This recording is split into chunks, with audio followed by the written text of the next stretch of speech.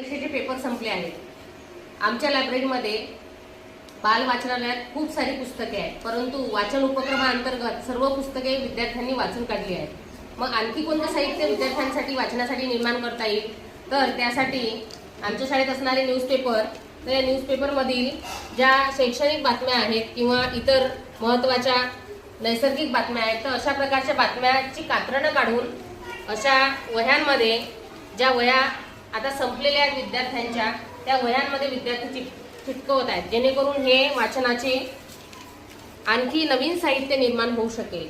तर बघा, न्यूजपेपरमधील बातमी काढताना माझा विद्यार्थी समर्थ, निहारिका, त्यानंतर चिटकवताना समीक्षा, खुशबू, इकडे सोहम आहे आणि आभास सुद्धा आहे, भावेश सुद्धा आहे. तर अशा प्रकारे तुम्ही साहित्य जे आहे ते बनवू शकता, वाचनाचे साहित्य. आणि विद्यार्थी जे आहेत ते अशा प्रकारे छानपैकी वाचनाचे साहित्य तयार झाल्यानंतर वर्तमानपत्रातील बातम्या ज्या आहेत त्या आवडीने वाचतील. आणि हे एक नवीन साहित्य तयार झाल्यामुळे अगदी छान प्रकारे आपल्या वाचनालयामध्ये याचा उपयोग आपण वाचनासाठी करू शकतो.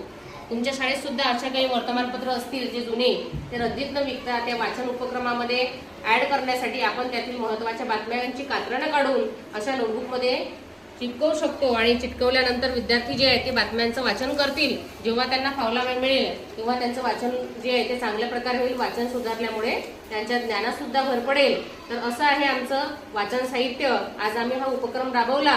नक्कीच आमच्या वाचनालयात असे वाचन उपक्रमाचे 10 ते 15 बुक्स जे आहे ते तयार होतील आणि वर्तमानपत्राचा सुद्धा चांगला उपयोग होईल. धन्यवाद.